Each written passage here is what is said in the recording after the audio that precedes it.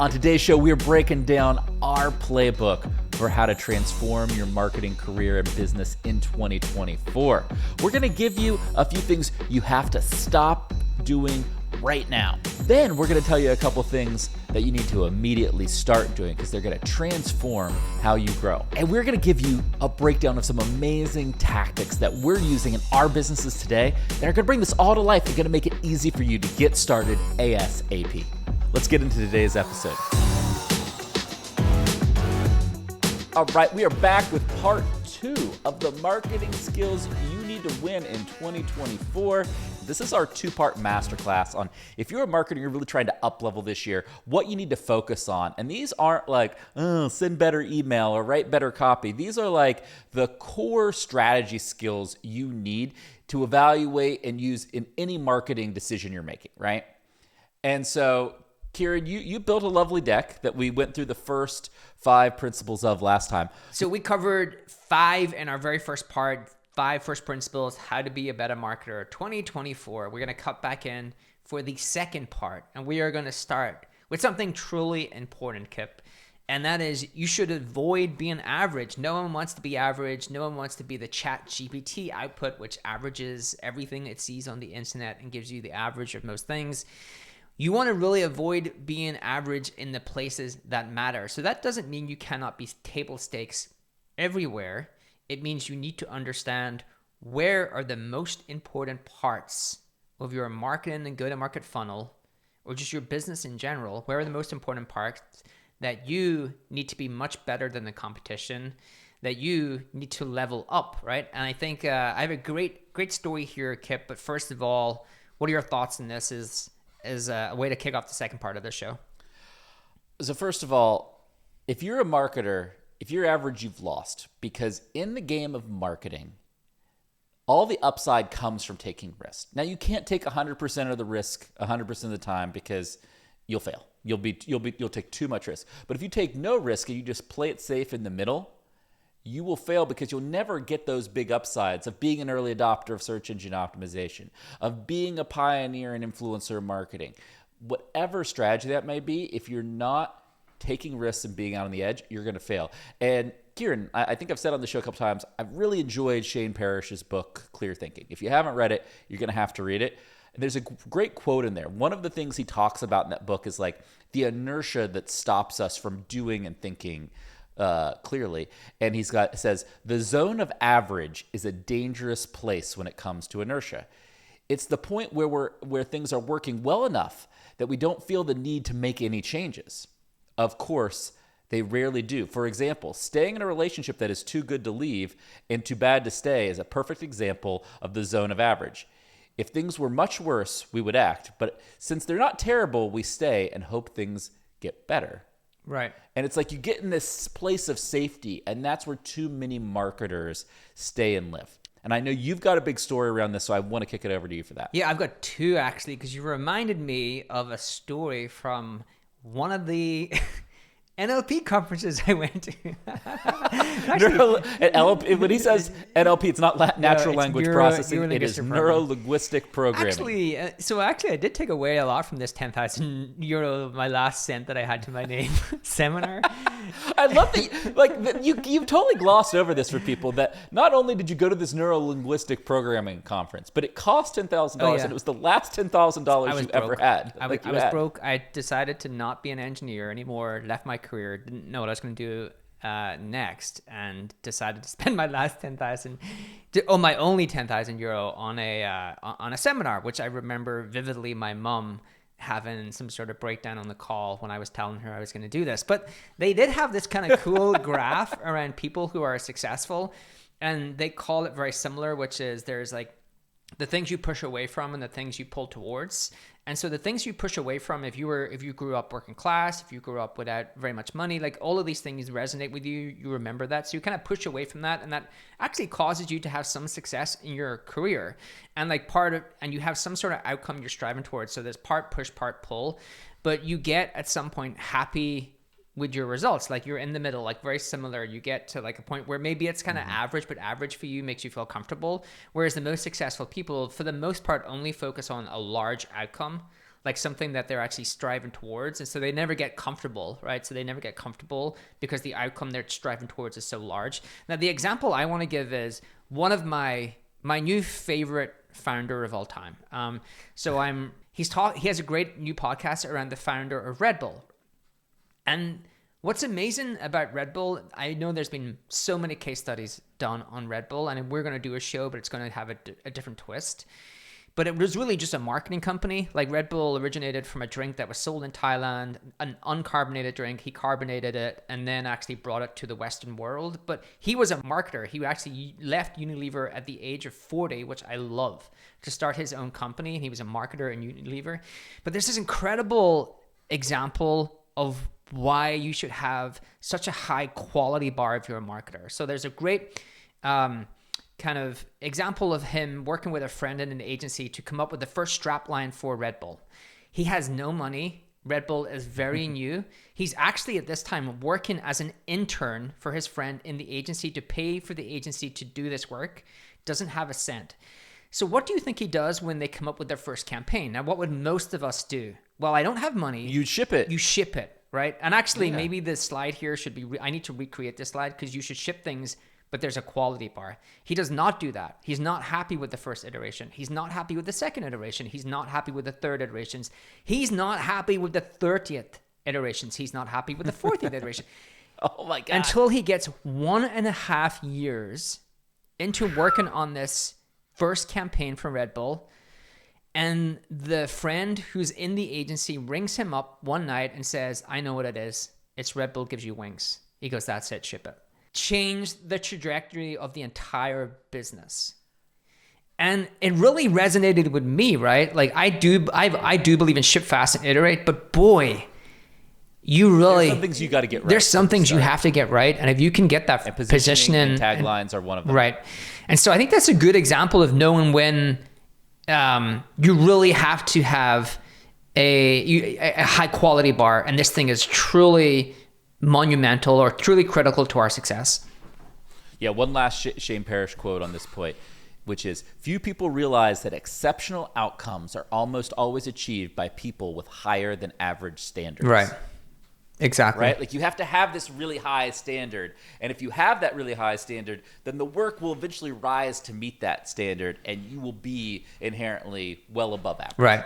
There's a great example of that in soccer that you all call it, but football, there's a coach called Pep Guardiola. Now, I dislike him because he manages Man City. I'm a Liverpool supporter, but he is notorious for having an incredibly high bar for his players, so much so that players actually burn out within a certain number of years because they cannot continue to operate at this high level. But he's probably well regarded as one of the best coaches in the world. And I think that's an example of like great people have incredibly high bars.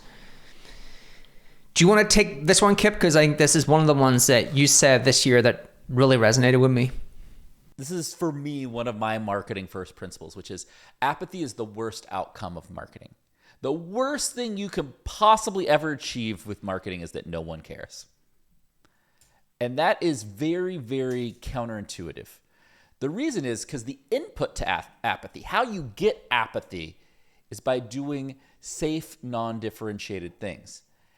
And by the way, safe, non-differentiated, comfortable things are what people do all the time. It's what marketers do all of the time. And they do it because, well, you know, this isn't controversial. My CEO, my board, they're not going to care about this. It's going to be totally fine. My customers will kind of think this is okay. So this offends nobody, so I will do it. And what we're essentially saying here is you have to take a stand. To be for somebody, you are not for somebody else. And that is the hardest part of marketing to understand. Right? And I think there are a couple of examples here, Kieran. Like we just did this thing recently with Alex Lieberman where we partnered with him to send him and some friends to this college football game. We generated like millions of impressions online for less than $50,000. We might do a full rundown episode on that. But like if you were going to just play the average marketer game, you would have said, all right, well, I can't send a bunch of white dudes to a football game. That's not going to come off good. It's going to be too bro-y. You're going to be like, well, I'm not sure exactly what I would get for this money. So because I'm not clear on the ROI, maybe I'm not going to do that. And then you'd be like, well, all right, I'll just go put this $50,000 into Facebook ads and call it a day. Exactly. Right? Like that's like there are like 10 other rationalizations, but for the sake of time on the pod, those are just a couple. And you would just never do it. What instead you have to say is, what will have people talk about me? One of the best things that Brian Halligan, who's co-founder of HubSpot, ever said to me is like, the definition of remarkable is to be remarked on. Like, people have to talk about you. If people do not talk about you, you are not remarkable, right? Like, that is actually the definition of the word.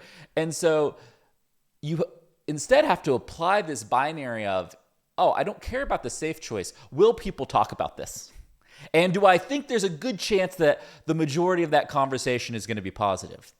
If yes to those two things, you should do it. Right. If you have the time and money to do it, you should do it, right? And that is how you avoid the trap of apathy. Right.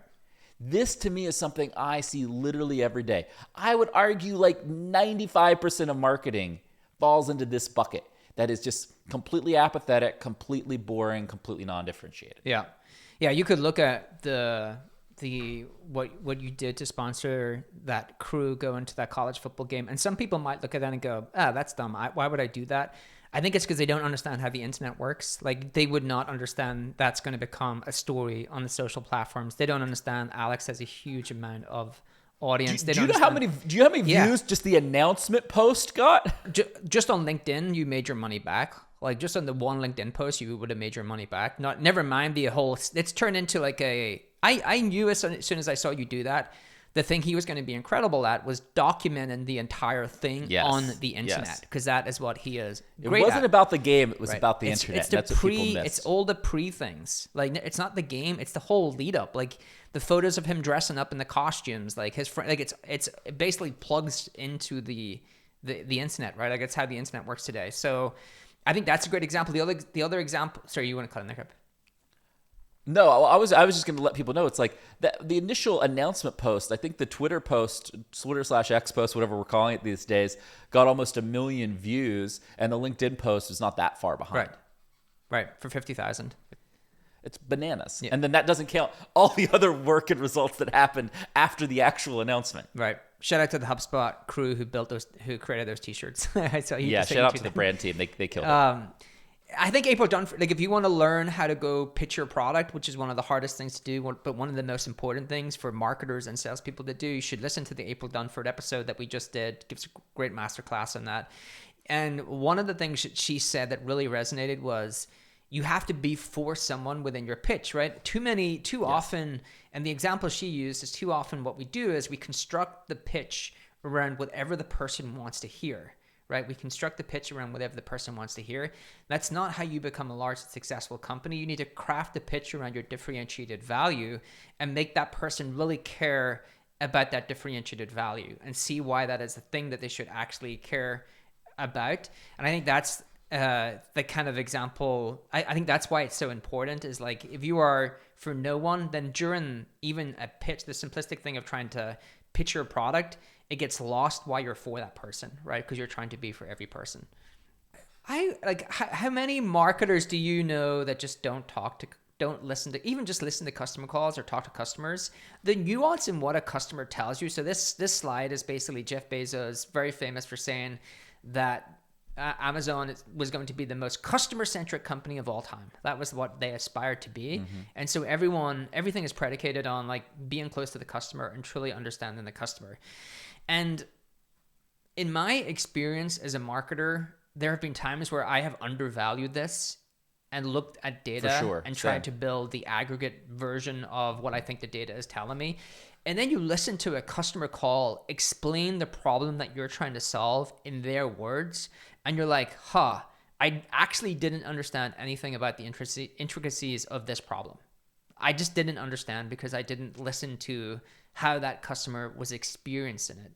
And I think there's a case to be made that if you have monthly goals or quarterly goals or whatever they may be for your marketing team, it is a non-negotiable that one of those goals is clocking a certain amount of hours on customer calls. Like, and it's a non-negotiable. Like, top of the list is you actually have to do this work, because I feel like, and Dharmesh says this all the time, and Wade says this all the time. The company that is closest to the customer and truly understands those problems will likely always win. And I think it's the same for marketing, because marketing are extension of really, how do I create customer value? I completely agree. And let's talk real quick about some very tangible ways that you can do this, because I get asked this a lot. Because, I'm on board, so I'm an investor, different things. This almost always comes up. One of my biggest notes for companies is like, oh, you are not customer centric enough. You are too internal centric versus customer centric, right? And so there's some quick, like, for example, later today, we have our monthly customer council call where we have 5 customers come in and they talk about a specific topic. Might be an area of our product, might be a trend in the market, what have you. And we listen to them for like an hour, and then we debrief for 30 minutes. Like, that is a foolproof cheat sheet of like, anybody can go and do that, and you can get a really good insight to your customer base. If you are using HubSpot Call Intelligence, Gong, anything that records your calls with customers, searching those transcripts, listening to those calls, doing all of that, great. Support shadowing, like Amazon, everybody in Amazon has to do 2 days in support every 2 years. And that's how they do it. You need to have a couple of clear rules and systems that kind of mandates that customer interaction, because then all of that input from the customers just permeates your culture and builds this customer centricity that you're outlining here. Right. Yeah. It should be like you shouldn't even have to tell marketers that they should be listening to sales and customer support calls, especially today when those things are recorded on Gong. No, but people get distracted. Yeah, people are busy. There's a lot of work that they're trying to execute on. You just need to make sure that's supplemented with customer knowledge, and all that work is based on the right. But that's why it should be an OKR, and so it's non-negotiable. Like, you actually, if you don't do that, if you don't complete that goal, you have failed that quarter, failed that month. I think that's one of the ways you can instrument it. Now, I like, that's the extreme version of that, but there's some version of that should work for each company. So I completely agree with that. All right, customer centricity. Simplify and repeat. So the magic of this is the repeat part, yes. But simplify is equally important. But break this down for everybody. So the most powerful marketing story you can tell is a simple one, right? Like, people do not have time to read your entire hero's journey. Simple really is not enough. Like, you are just going to be surprised by how many times you have to repeat something for it to stick within a consumer's mind. I think the data would say it's like 20 plus times, but you actually, again, that's based upon you actually having an incredibly simplistic story. So the simplistic story is, why us? I always think like that's the thing you have to nail. Yeah. Why us? Why pick us? Why pick us? And again, coming back to the April Dunford interview we did, your customers are choosing you for a reason. You just have to make sure you can understand it and articulate it.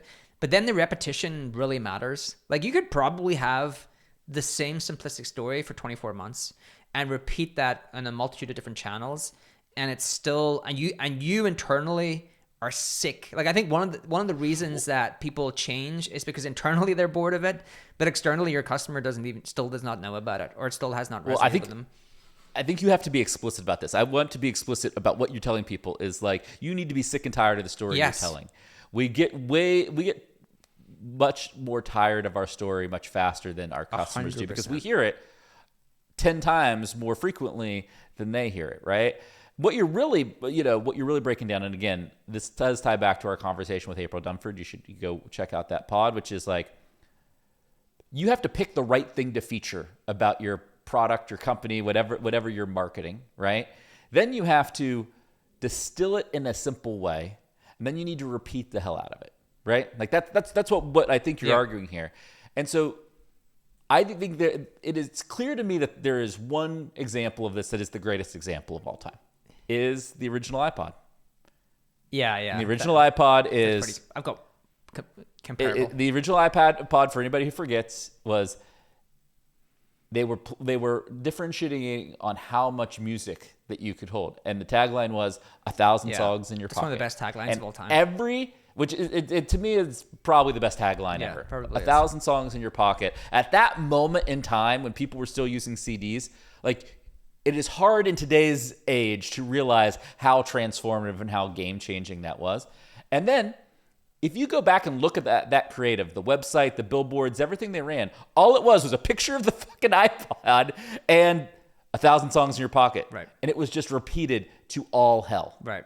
And that was the magic of simplify and repeat. It's a very David Ogilvy-esque line because it's exact what he was phenomenal at, what great ad copy creators are phenomenal at, is actually the ad copy is something a customer says. It's not something a marketer interprets and puts. Oh, I love that. It's like literally that a customer would literally say that. And that's the best, like that's why that copy really resonates with a customer, because that's something they would literally tell their friend, right? Wow, I've got this iPod. I get 1,000 songs in my pocket. The example I was going to use, because like this is me all over, right? I get obsessed with something, I know everything about it, and then I move on to the next thing. So I have to use Red Bull again, because how many years that it's the same example. That example I give you was 1980, so 84. I think the strapline was maybe 1986, 87. Now, if you look at a Red Bull commercial today, what are they advertising? Red Bull gives same strapline, gives you wings. And I think that is an example of a company 40 years later who woke up one night in the middle of the night, chose their strapline, and that's how we sell this product. And I'm sure internally you get the VP of marketing and the CMO comes in and goes, let's rebrand. Let's get a new strapline. Let's get a new website. And luckily the founder said, we sell energy drinks. Our energy drinks give you wings. I want everyone to know this. Well, you are making a brilliant point here that is implied in this one, but not explicit, which is when you simplify something, you make it very durable. Right. Right? The more simplistic something is, the more durable and long-lasting it is. Like Nike, just do it. Just do it just means whatever takes on whatever meaning you want to apply to it, right? And because it's that simple, you can use it in an infinite number of ways for, hundreds of years. And if you're at a company that's changing their tagline every year or every 2 years, it's because it's very specific to what they're doing in the here and now. And it hasn't been simplified to be durable and long lasting. Right. It is. I think that's probably one of the hardest things to do in marketing is to take a broad term, like just do it and make it, attach it to your brand. Like that is the genius behind ad copy writers. Because when marketers get it wrong, they think the tagline is going to do all the work for them. And what the inverse is true, that the marketers have to do all the work to make the promise of the tagline true. One of the books I'm reading right now, actually, maybe I don't know if we would do a show on this, but it reminds me a little of this, and you're going to be surprised when I tell you the book. It's like on the Sackler family, which is probably one of the worst families of all time. But like the original... Horrible human beings, but they had a brilliant business approach. Arthur Sackler, the original Arthur Sackler, not the one that is in all of the documentaries. I think he was one of the original built the business.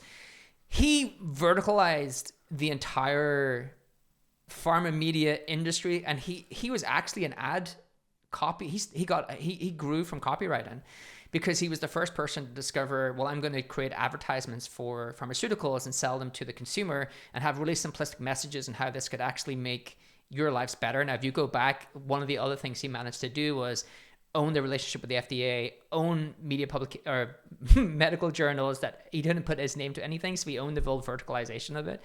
But it does show you like the power of this. He changed an entire industry with ad copy. Right, and it's simplifying what these medical things could do for like consumers, and I think this is just an incredibly important skill to be able to learn. Not in a way where you should then go and destroy the do evil things. No, use your powers for good, everyone. Use your powers for good. But simplify and repeat is, man, if it's not the most important, it's up there. Isn't the most important? One of the hardest. All right. And this one is just have fun. Well, no, it sounds silly because you're like, oh, have fun. But the reality is your customer knows when you're having a good time or not.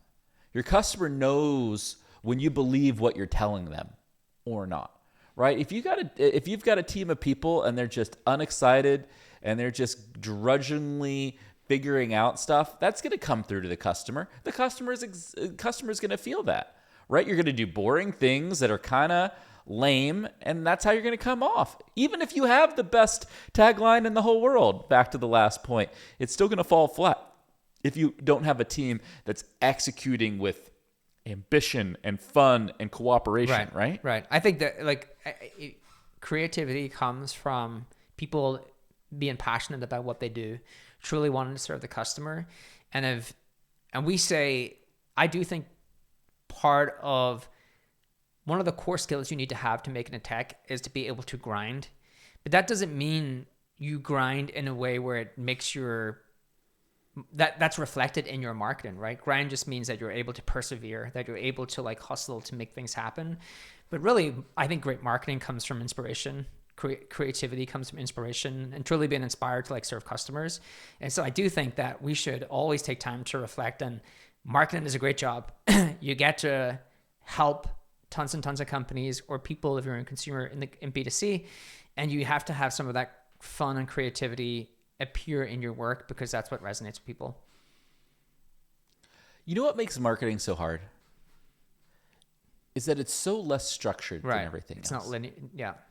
And because it's so less structured, people put false barriers on themselves, right? Like they create structure because it's inherently unstructured, right?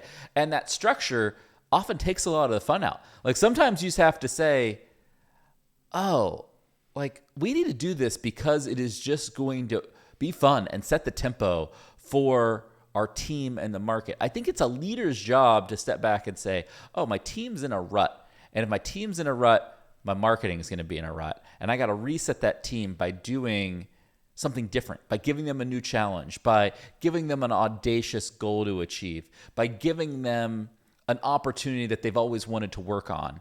And that is what really changes the game when it comes to marketing. Because remember, apathy is the thing we don't want to have happen. And if you have an apathetic team, you're going to have apathetic customers. And if you have a team that are having fun and a team that's really engaged, you're going to have customers that feel the 100%. Same way. They are, I think that is like a pretty good way to make sure that you are in the class of marketer that is going to survive and thrive with all of the changes coming up, all of the technological changes, the AI changes. But really, if you adopt these kind of first principles, you're always going to be successful, and your career is going to be future-proof to all of these different changes. Yeah, look, we're going to be breaking down AI this year. We're going to be talking about the Apple Vision Pro, search disruption, all of these things, right, Kieran? But what we just shared at the start of the year, if you use these to make any decisions with the trends, the regulation, everything that happens, you're going to make far better decisions. And that's why we wanted to kick the year off with this. We'll revisit these probably a couple times throughout the year. But Kieran, I thought the slides were awesome. Thank you for taking a lot of what we believe and talk about with each other and packaging it in a really good way for everybody else. Cool. If you want... And thanks for looking like a Bond If you want an incredible designer for future presentations, I'm only multiple €1,000 an hour. So please come and find me. You're going to give up your CMO job and just be a slide designer? You nail it. Get AI to do it. I'll sit on the beach. All right. This has been Marketing Against the Grain. We'll see you all real soon. This data is wrong every freaking time. Have you heard of HubSpot? HubSpot is a CRM platform where everything is fully integrated. Whoa, I can see the client's whole history, calls, support tickets, emails, and here's a task from 3 days ago I totally missed. HubSpot. Grow better.